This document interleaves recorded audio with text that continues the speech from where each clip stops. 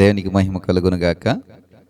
మన ప్రభువును రక్షకుడును యుగయుగముల నుండి ఏలుబడి చేస్తున్నటువంటి మన పరలోకపు తండ్రి యొక్క శ్రేష్టమైన అత్యున్నతమైన నామాన్ని బట్టి ఉదయకాల శుభములు ఆశీర్వచనములు ప్రకటిస్తూ ఉన్నాం. క్రీస్తు నామాన్ని బట్టి ప్రకటించబడే ప్రతి మాట కూడా శక్తివంతమైంది. ఆయన నామమును ఉచ్చరిస్తే చాలండి, అందులో ఉన్నటువంటి శక్తి మనలో పనిచేస్తూ ఉంటారు. జీసస్ క్రైస్ట్ అనేటువంటి ఒక్క నామాన్ని పలికితే చాలు, ఆయనలో ఉన్నటువంటి ప్రభావం మనలో పుష్కలంగా పనిచేస్తూ ఉంటారు.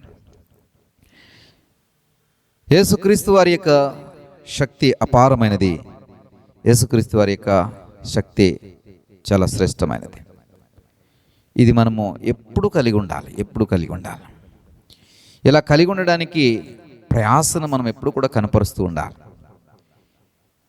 ఈ ప్రయాసను మీ ముందు ఉంచాలనే ఉద్దేశంతో మేము కూడా ప్రయాసన కలిగి ఈ వాక్యమును తీసుకొస్తున్నాం.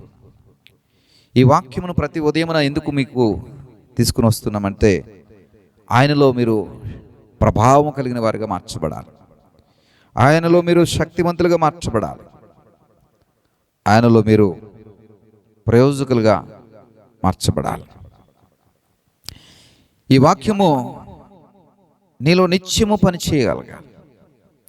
అందుకనే కీర్తనకారుడు అంటాడు ఏమిటంటే, 119వ కీర్తన 105వ వచనములో అంటాడు ఏమిటంటే, నీ వాక్యము నా పాదములకు దీపము అంటాడు. అంటే ఈ ఉదయముననే నీకు అందించబడుతున్నటువంటి వాక్యము సర్వసాధారణమైనటువంటి వాక్యం కాదు. వాళ్ళు వీళ్ళు చెప్పేటువంటి ప్రవచనాలు లేదా ప్రవచన మాటలు కాదు ఇవి. ఏమిటి అంటే, నీ పాదములకు దీపముగా పనిచేసేటువంటి దేవుని యొక్క వాక్యపు మాటలు. నీ పాదములకు దీపముగా పనిచేసేటువంటి దేవుని యొక్క మాటలు ప్రతి ఉదయం నా మేల్కొల్పు ప్రార్థన ద్వారా మీ ముందుకు తీసుకొస్తున్నాం. నీ పాదములకు దీపముగా పనిచేయాలి. నీ పాదములకు దీపము వెలుగునిస్తుంది. నీ పాదములకు దీపము దారిని చూపిస్తుంది. నీ పాదములకు దీపము ముందు చూపుతో నువ్వు అడుగులు వేయడానికి సహాయపడుతుంది. నీ పాదములకు దీపము ధైర్యాన్ని ఇస్తుంది. తొట్టిల్లపాటు నుండి నేను తప్పిస్తుంది, తడబాటు నుండి తప్పిస్తుంది, ప్రమాదము నుండి నేను తప్పిస్తుంది. ఈ దీపము అంతగా నీ కోసం పనిచేస్తూ ఉంటా. ప్రియ సహోదరుడా, సహోదరి, మా బాల్య దినాల్లో ఈ పొలములలో పనిచేసే కాలంలో ఈ పంట కోసిన తర్వాత ఆ సాయంత్రానికి పంట నూర్చి బస్తాలలో పోసి వాటిని ఇంటికి తీసుకురావడానికి, మరి చీకటి పడిపోతే ఇంటికి తీసుకురావడానికి కుదిరేది కాదు. ఆ రైతు మరి ఈ కూలి చేసుకునే వారిని మీరు వెళ్ళి కాపలా కాయండి అనేవారు. ఆ రాత్రి అంతా ఆ పొలంలో ఉండాలి, చీకటి. ఇప్పుడు మాదిరి పెద్ద పెద్ద లైట్స్ లేకుంటే మొబైల్స్ లేకుంటే రకరకాలైనటువంటి పరికరాలు మా బాల్య దినాల్లో మేము చూడలే. మా పల్లెలో వీధి దీపాలు కూడా అంతంత మాత్రంగా ఉండేటువంటి పరిస్థితులు. చీకటి పడిందంటే ఏమి కనబడినటువంటి పరిస్థితి.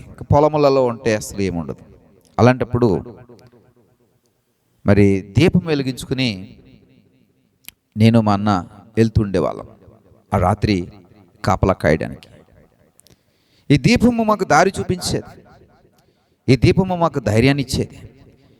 ఏదైనా కొంచెం భయం అనిపిస్తున్నప్పుడు దీపాన్ని ఇలా ఎత్తిపట్టి చూపించేవాళ్ళం. అప్పుడు అక్కడ ఏమీ లేదని అనుకున్న తర్వాత ధైర్యం వచ్చేది. ఈ దీపము మాతో ఉన్నప్పుడు ఒక భరోసా. అక్కడికి వెళ్ళి ఆ పొలంలో నూర్చినటువంటి ఎండుగడ్డిని వేసుకుని పరుపుగా వేసుకుని దాని మీద ఒక దుప్పటి లాంటిది పరుచుకొని పడుకుంటూ ఉండేవాళ్ళం. ప్రియ సహోదరుడ సహోదరి, నేనైతే బాగా చిన్నవాడిని,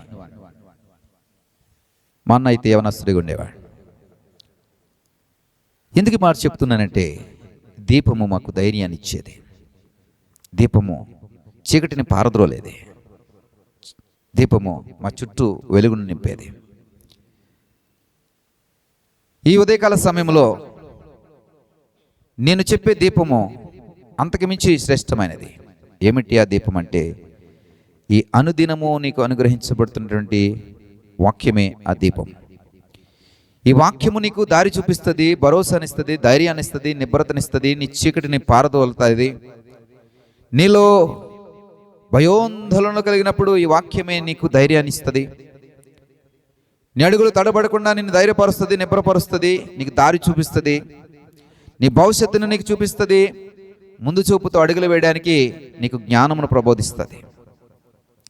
అలాంటి వాక్యమైనటువంటి దీపాన్ని ప్రతి ఉదయమున నీకు పరిచయం చేస్తున్నా. కాబట్టి ప్రియ సహోదరుడా సహోదరి, క్రీస్తునందున్నటువంటి శక్తి, క్రీస్తున్నటువంటి ప్రభావము నీలో పనిచేసి నువ్వు వేసే ప్రతి అడుగు కూడా దీవెనకరంగా మార్చబడుతుంది. నువ్వు వేసే ప్రతి అడుగు కూడా ఆశీర్వాదకరంగా మార్చబడుతుంది. కాబట్టి ప్రియ సహోదరుడు సహోదరి, ఈ సదుద్దేశముతో వాక్యమైనటువంటి దీపమును ఉదయముననే మీ ఇంటిలో వెలిగించాలని, వాక్యమైనటువంటి దీపమును మీ ఇంటిలో వెలిగించాలని కొన్ని కుటుంబాల్లో చూస్తే వారి యొక్క మత సిద్ధాంతాలను బట్టో వారి యొక్క పద్ధతులను బట్టో ఉదయముననే వారు వారి యొక్క పూజ గదిలో దీపాన్ని వెలిగిస్తారు. దీపాన్ని వెలిగించి మరి వారు పూజ చేసుకుంటుంటారు. ఆ దీపము వెలిగించబడింది అంటే ఆ ఇంటిలో వారికి ఒక భావన, ఆశీర్వాదము లేదా దీవెన, లేకపోతే ఆ పూజకు తగిన ఫలము దక్కుతుందంటే నమ్మకం, వారి యొక్క సిద్ధాంతాలు, వారి యొక్క నమ్మకాలను బట్టి వారు వెలిగిస్తూ ఉంటారు. మన యొక్క నమ్మకము, మన యొక్క విశ్వాసం ఏమిటంటే, వాక్యమే మనకి దీపం. నువ్వు ప్రత్యేకంగా ఏమీ వెలిగించిన అవసరం లేదు. ఈ వాక్యమును ధ్యానించు, అదే దీపం.